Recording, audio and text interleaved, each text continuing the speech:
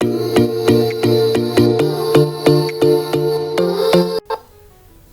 எல்லாருக்கும் வணக்கம் and welcome back to me channel Rex View. இன்றைக்கி வந்து கஸ்டர்ட் கேக் ரெசிபி தான் பார்க்க போகிறோம்.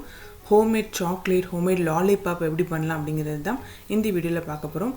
கஸ்டர்ட் யூஸ் பண்ணி நிறைய புட்டிங்லாம் பண்ணியிருப்போம். ஸோ இன்றைக்கி கொஞ்சம் வந்து டிஃப்ரெண்ட்டாக கேக் எப்படி பண்ணலாம் அப்படின்னு தான் பார்க்க போகிறோம். இதுக்கு தேவையான இன்க்ரீடியன்ஸ் என்னெல்லாம் வேணுங்கிறத பார்த்துடலாம்.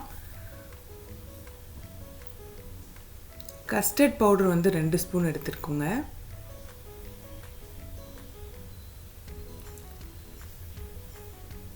எக்கு வந்து 2 எக்கு,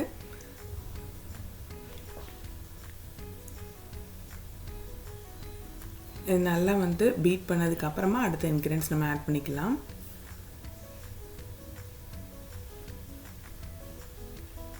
மைதா வந்து 100 கிராம், நல்லா வந்து சலிச்சு ஆட் பண்ணிக்கோங்க. Sugar 100 gram, baking powder 1 spoon, baking soda வந்து ஒரு 1/4 ஸ்பூன். இதையும் நல்லா சலிச்சு நம்ம ஆட் பண்ணிக்கலாம்.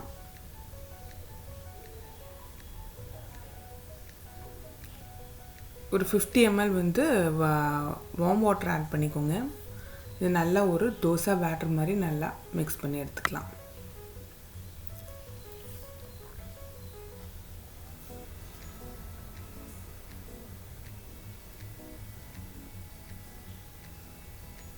Vanilla essence 1 spoon,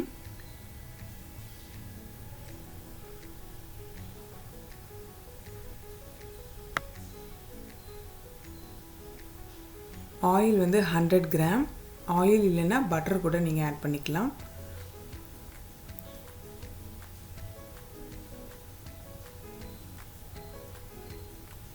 cake mixer நம்மளுக்கு ரெடி ஆயிடுச்சு. இப்போ வந்து ஒரு கேக் மோல்டில் வந்து இதை ட்ரான்ஸ்ஃபர் பண்ணிக்கலாம். 180 டிகிரி செல்சியஸில் ப்ரீ ஹீட் பண்ணிவிட்டு நம்ம வந்து பேக் பண்ணி எடுத்துக்கலாம். ஒரு 40 மினிட்ஸில் நம்மளுக்கு கேக் வந்து ரொம்ப சூப்பராகவே ரெடி ஆயிரும்.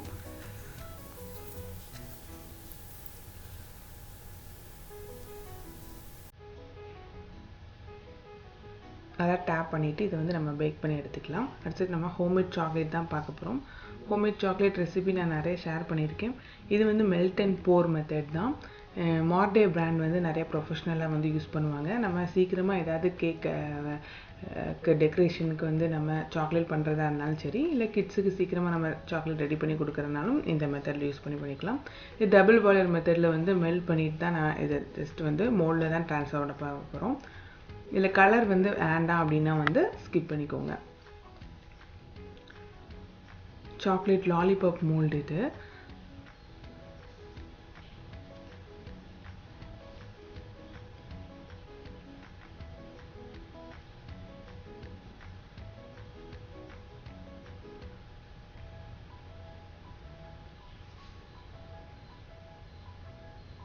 ஸ்டிக் வந்து வச்சதுக்கப்புறம் திரும்பியும் வந்து சாக்லேட் வந்து ஸ்ப்ரெட் பண்ணிவிட்டு அதுக்கப்புறம் ஒரு 30 மினிட்ஸ் வந்து ஃப்ரீஸ் பண்ணிவிட்டு சாக்லேட் நம்ம சர்வ் பண்ணிக்கலாம்.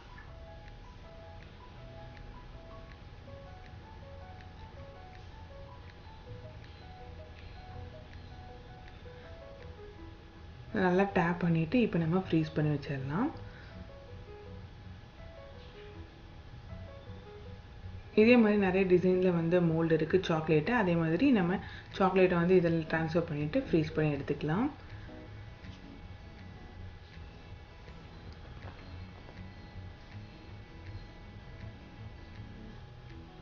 ஒரு 15 to 30 மினிட்ஸில் நம்மளுக்கு சாக்லேட் ரெடி ஆயிடும். இப்போ கேக்குக்கு தேவையான க்ரீம் தான் நம்ம பார்க்க போகிறோம். விப்பிங் க்ரீம் வந்து ஒரு 250 கிராம் எடுத்துக்கோங்க.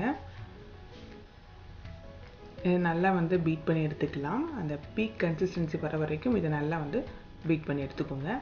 அதிலே வந்து சுகர் இருக்கும். சுகர் இன்னும் கொஞ்சம் தேவைப்பட்டதுன்னா கொஞ்சம் பீட் பண்ணிவிட்டு அதுக்கப்புறம் சுகர் ஆட் பண்ணிவிட்டு திரும்பி நீங்கள் பீட் பண்ணி எடுத்துக்கோங்க.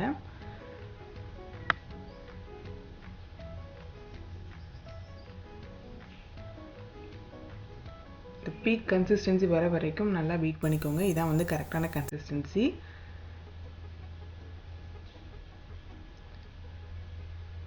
சாக்லேட்டும் ரொம்ப சூப்பராகவே ரெடி ஆயிடுச்சு.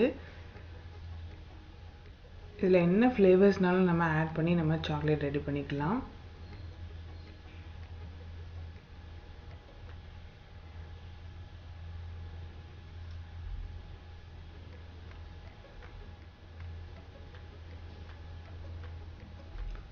லாலிபாப் சாக்லேட்டும் ரொம்ப சூப்பராக ரெடி ஆயிருச்சு.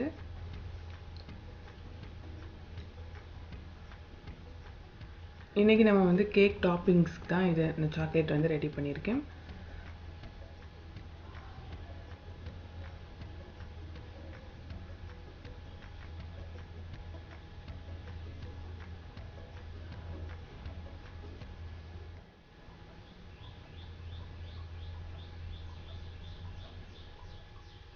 ஃபார்ட்டி 45 மினிட்ஸ்லேயே நம்மளுக்கும் கேக்கும் ரெடி ஆயிடுச்சு.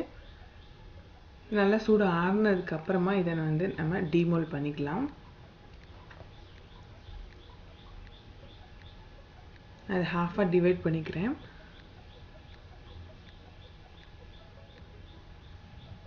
நம்ம க்ரீம் வந்து அப்ளை பண்ணுறதுக்கு முன்னாடி நம்ம வந்து சுகர் சிரப்பால் நல்லா கோட் பண்ணிக்கோங்க. நம்ம ஃப்ரிட்ஜில் வச்சுட்டு சர்வ் பண்ணால் கூடயும் நல்லா டேஸ்ட் இருக்கும். அதனால தான்